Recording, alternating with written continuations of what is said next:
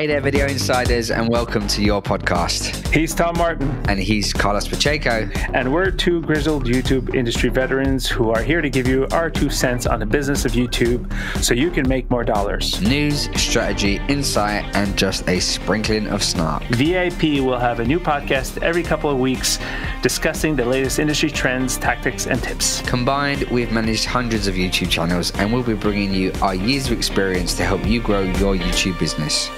So we're starting off the year with a sponsor. Our friends at TubeBuddy have graciously offered to support the Video Insiders podcast, and they have a special offer for our listeners. Yeah, and if you guys don't know what TubeBuddy is and you're listening to this podcast, then I don't understand how you've not heard of TubeBuddy, because they are the world's most amazing efficiency tool when it comes to running YouTube channels, especially if you're running a network or multiple YouTube channels. The number of features is staggering, but ultimately what you need to know is that it can save you lots of time, lots of effort, and you can really run your YouTube channels like a pro. And if you have more than one channel, TubeBuddy is perfect for you. And for our listeners only, if you visit www.videoinsiders.fm/TubeBuddy, you'll be able to purchase a license for multiple channels and get an increasing discount for the more channels that you sign up to. So thank you again to our friends at TubeBuddy. Yes, thanks, TubeBuddy. What's the word this week, Carlos? I would say freezing is the word this week. Yeah, it is chilly here in London too. Yeah, we're going to get a crazy cold weekend. They're calling for, if those of us who measure in Celsius, it's going to be like minus 15 in Celsius over here, and with supposedly a lot of snow. So it's going to be an indoor type of weekend for the next little while. And how has the start of 2019 been for you over there at the agency, Truly? It's been crazy busy. Lots of projects in the pipeline, lots of cool things happening, and it's just, I'm not used to this beat anymore. I was used to working for a production company that was like slow and steady. In the marketing world, you have to move very quickly. Yeah, those cushy old corporate jobs, the easy days. What's keeping you busy these days? Yeah, so it's been a busy start to the year, but busy in a good way. I'm trying to streamline and automate things a bit more instead of kind of running a Frankenstein operation. I've got VidCon London. I'm speaking at that on the industry track in a couple of weeks. So just getting my act together for that, and really looking forward to it. It's a shame that you won't be coming over this year. No. Maybe we can coax you over. Yeah, I mean, now we're creating a video-based product, so we can technically expense the trip next year. Ah, the glories of business expenses. Just write that off. Write that off, Carlos. Write it off. So what are we talking about today? What's the meat and potatoes for today? Well, this is technically the inaugural episode of the Video Insiders podcast. So, and it's the beginning of the year, and we thought we'd sort of talk about what we saw last year, what we're predicting in terms of what's going to happen in the next year in the space of online creators of video, YouTube specifically, what we're seeing and what we think is going to happen in the next year. So we could talk about like what we saw in 2018. Anything comes to mind? Well, first of all, I've got to say I'm really happy that we made it to our second episode, but also really happy that in a year's time, people can come back and say either these two guys are complete geniuses or they're just complete idiots and they got these predictions so wrong. Mm-hmm. So I look forward to hearing that. I think there was a really great article written a number of years ago by someone that you may also know, well known in the industry, kind of the godfather of our kind of industry press,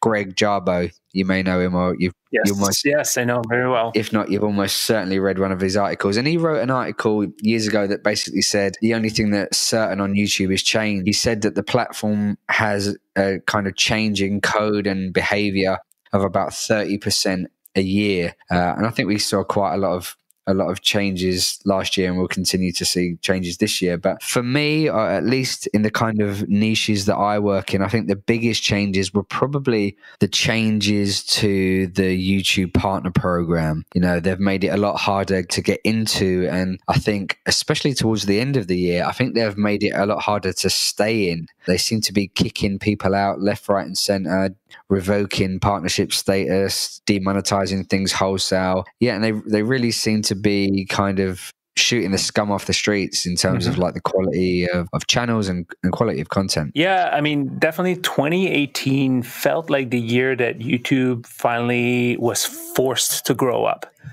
For many years, it built its audience off of immature and questionable content. I'll give you a little bit of an insider opinion from an advertiser standpoint. When I used to buy ads and would buy pre-rolls on websites, YouTube was the bottom of the barrel. That's where when you had like, oh, I still have $5,000 to spend on my budget. I don't know where I'm going to put it, but I need to put it on video. Oh, let's put it on YouTube. Because the premium was the websites. And I feel like that stigma has always stayed, but like creators don't know this, but that's the way advertisers look at their platform. And the reason was because there was just so much, pardon the French here, so much crap on it. I feel like the platforms now are starting to figure out that they need to clean themselves up if they really want to make, if they want to be seriously seen by brands. Yes, there are big brands that have used it for years, but there are many others that just say, oh, it's too much crap on it. I don't want to be next to some kid doing the Bird Box challenge, videos and killing themselves or hurting other people. YouTube has been forced to grow up over the last year. Yeah, and that's probably mainly in the wake of the adpocalypse, inverted commas, which remind me was really in kind of 2017, but obviously there were kind of ripple effects into 2018, and since then they've never really hidden that the platform is always number one in service of the advertiser, and I think that's only going to increase. I think a couple of other changes that we saw that were kind of significant was YouTube Red, no longer YouTube Red, now YouTube Premium. That was always a joke. Yeah, whoever came up with that name, I'm sure they no longer work for the company. Bigger changes, so they rolled out to places like the UK. We got that finally. We were meant to get that about 3 or 4 years ago.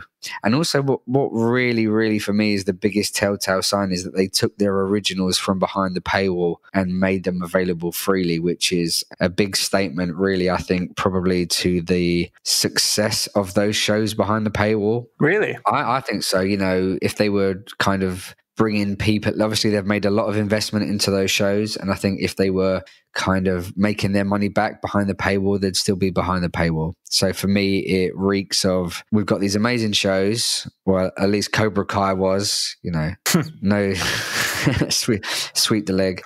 You got these great shows that they've put millions of dollars into, and if no one's watching them because they don't release their numbers in terms of subscribers of YouTube Premium, then they're going to need to make that investment back, and the way to do that obviously on YouTube is through the ad dollars. Yeah, I agree, but I also see that as almost like people aren't signing up the premium as much as they had hoped. I, for one, tried it. It came to Canada in 2018. And I just let my, initial trial period expire because other than Cobra Kai, I didn't really think it was worth it. The price was similar to Netflix, and I got a lot more out of Netflix than I do out of YouTube. And I'm happy to just deal with the ads, right? And that's, again, my anecdotal experience. But also when they did make, a lot of the premium content available on the public ad supported, to me, I get that impression that, it just wasn't, people aren't going to see it, or maybe it's a marketing tactic so that people do say, oh, there's more stuff behind a paywall that I'm not aware of. So I don't know. I'm not so sure it was a positive reason that they made them available. Oh yeah, I totally agree. Yeah. I think it was an attempt to make back some more cash from their investment. Yeah, so I kind of always thought this was a flawed model, mainly because you've trained people for years to watch stuff for free, and then all of a sudden you expect people to pay for the same service, and that's always going to be a tough ask. Whereas someone like Spotify can come in from day one and charge a fee, and that's just part of that ecosystem where people are used to just watching the ads now. I'm immune to ads on YouTube, 100% immune. I don't take notice of them. I'm not kind of forced to skip them, the exact second that I can, because it's just part of the viewing experience. So, I wouldn't personally pay to remove the ads. But one of the things that I always thought was that instead of coupling it with like the big music service, why not just offer a really low price subscription just to remove ads? Yeah. I think that would have been a smart move, and decouple it from the music product. Anyway, I think we're getting a little bit off track. What about some things that we saw last year from not YouTube? Not YouTube. Well, for me, last year felt like weird because you got these old school platforms. When you think of an online video, some died, or I feel like they're dead. You remember Dailymotion? Yeah. That was a thing once. Do you remember Snapchat? Oh, yeah, the Snapchat as well, right? And then there's Facebook, right? Like everybody jumped onto the Facebook bandwagon in 2017. They promised the sky. They promised they would, share with creators, help creators make money. I hear that it's happening now. Some creators are making a decent amount of money on Facebook.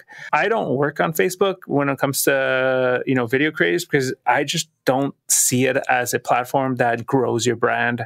I see it as a platform that just takes more than anything. When you saw last year, I have friends who have tens of millions of likes on Facebook, and they hardly touch Facebook because they just don't feel confident on it. And I think the confidence I think it's just created a split in terms of the type of creators that do well on Facebook versus the creators that do well on YouTube as well, right? There's just a completely different type of tactic and type of content that works. Again, Facebook Watch, what is that? Who's paying attention to that? Who's really tuning into that? That to me, it's been a big black hole of no idea what's happening in there. Yeah, I don't see that being a long term, at least not in its current guise. I can't see that surviving as it currently is. I think maybe if it was a separate app that you could, almost just like a YouTube clone entirely. But, that almost sounds like a prediction for next year. So why don't we move on to our predictions for next year on that bombshell? When you mean this year? Oh yeah, it is January, isn't it? Sorry, and if you can't tell from my voice, I am suffering from a bit of a cold, so that seems to have gone to my head as well. So my prediction for 2019 is YouTube's continued tighter rules. I mean, we're seeing now, specifically the Bird Box stuff that's happening again, and once again, another year, another Logan Paul issue. Yeah, no points for guessing that Logan Paul and Jake Paul are going to get in trouble this year. We don't get any points for that. We're not getting any points for that. But I do feel like they're going to start clamping down harder on the rules. For many years, creators the rules have always been there. It's just that YouTube sort of like played dumb and just didn't pay attention too much. Now we're at a point where too many creators have abused the system. They're doing ads that they shouldn't be doing, yet they're not identifying themselves as, running ads.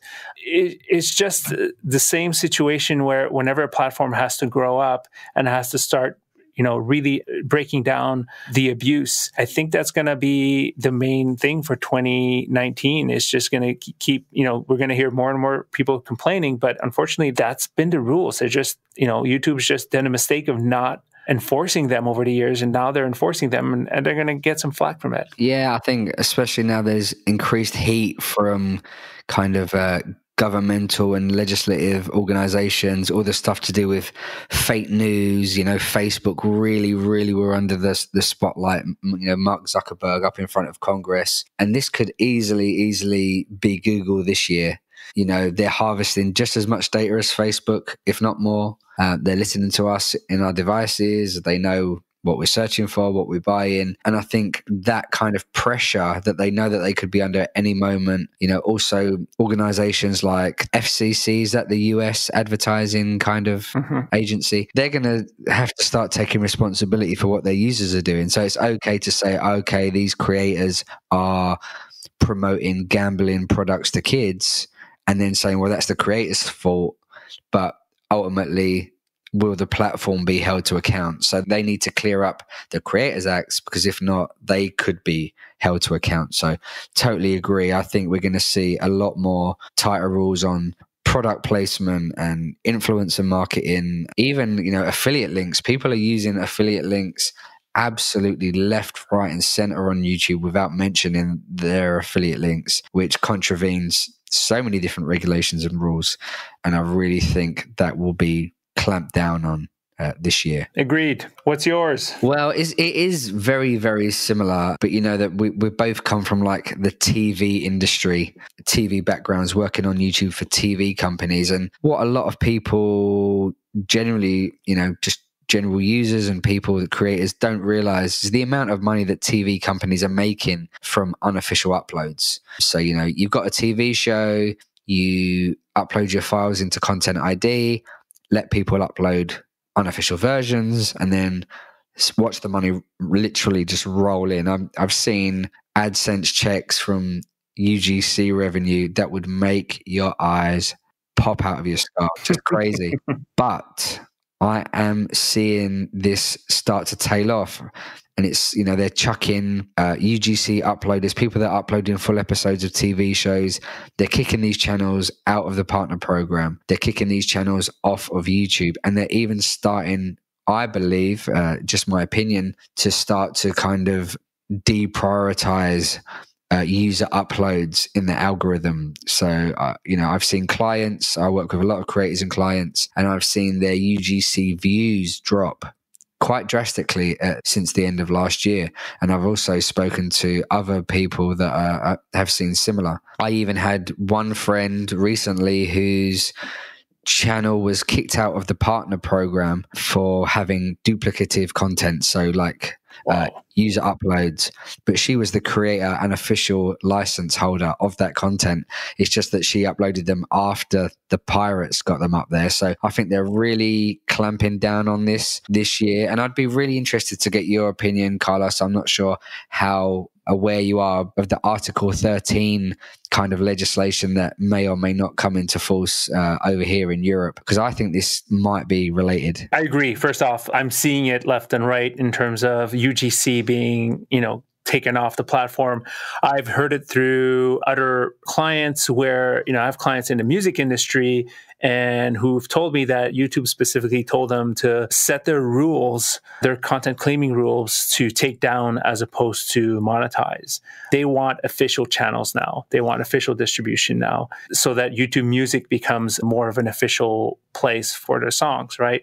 I have heard a lot about Article 13. I don't remember the details about it. All I know is that YouTube is staunchly trying to raise awareness about it. Hugely. They're running ads, you know, they're up in front of Congress, the CEOs in front of Congress, their biggest spokespeople are kind of speaking out against it. They're really, you know, they're pushing creators to make content about it. So obviously they've got a very, very big interest in that legislation not being passed. And for those of you who have got absolutely no idea what we're talking about, I'm not much more advanced in my knowledge than you if you've got no idea, but roughly speaking, and please, I'm not a lawyer, so please double check anything. But roughly, I think what Article 13 says that if you upload anything onto the internet, then you must be able to prove 100% that you are the creator and you have the right to do so. So basically, anything that you put onto the internet, you must have some means of proving that you're the legal rights holder. So for a TV company, that's easy. You know, you've got contracts,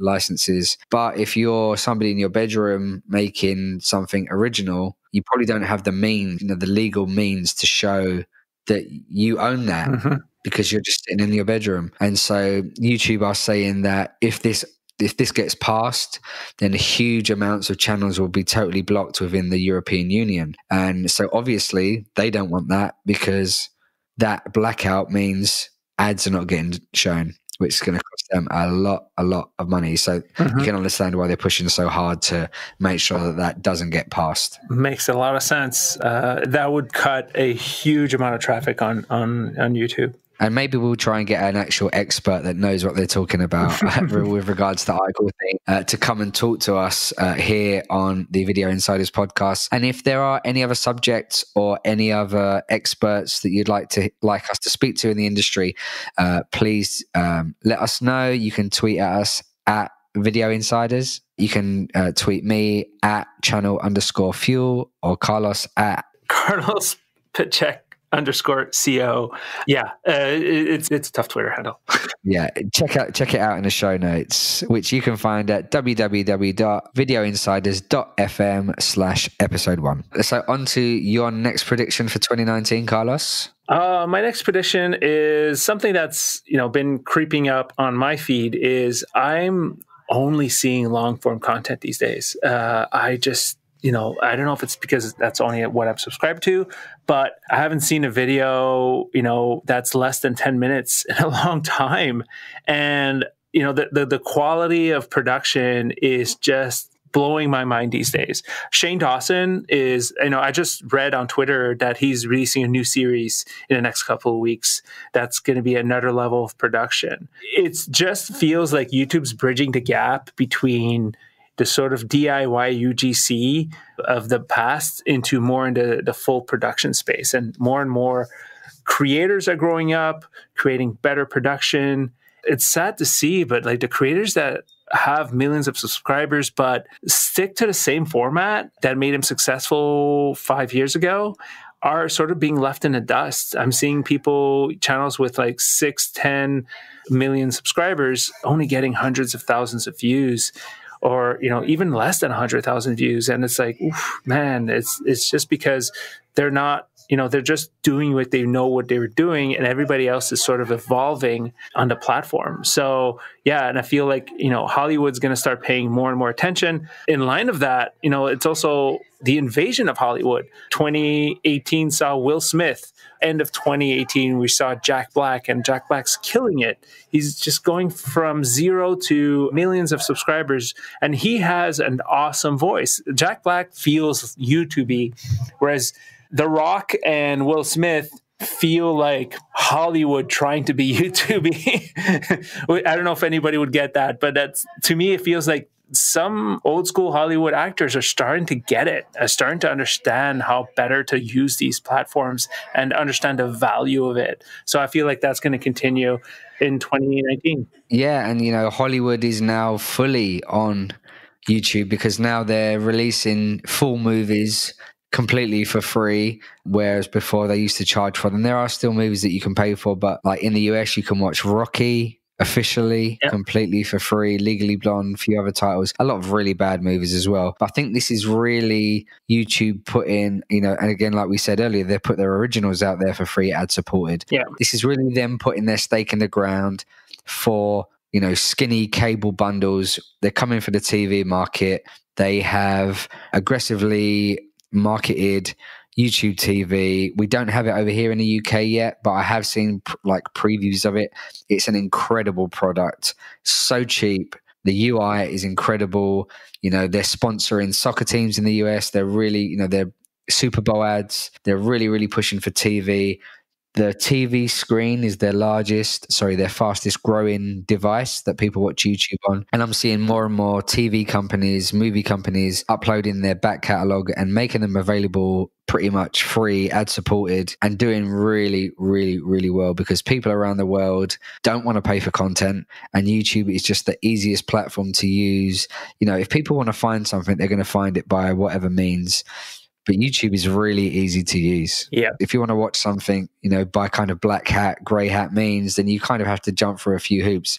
If you want to watch something on YouTube, it's 2 seconds away. Yeah. So I think we're going to see more and more traditional media companies making their stuff available for free on YouTube. So yeah, absolutely. More long form and more kind of mainstream media. Yeah. I mean, at the end of the day, the millennials, or I don't want to just say the millennials, but there's a generation of children now that have been grown with YouTube, right? They're going to their 20s, they're getting older, and where do they want to still watch content? They learn to grow to watch content on YouTube. So the production companies and the creators have to evolve with them and have to create the content that them as older audiences need. They want immediacy. They don't want 20 different gates to jump through to be able to watch their content. That's basically where Hollywood's going to go. Could not agree more. All right, your last one. Right, so I don't know if you remember, Carlos, but a few years ago, I think it was a few years ago now, YouTube actually acquired a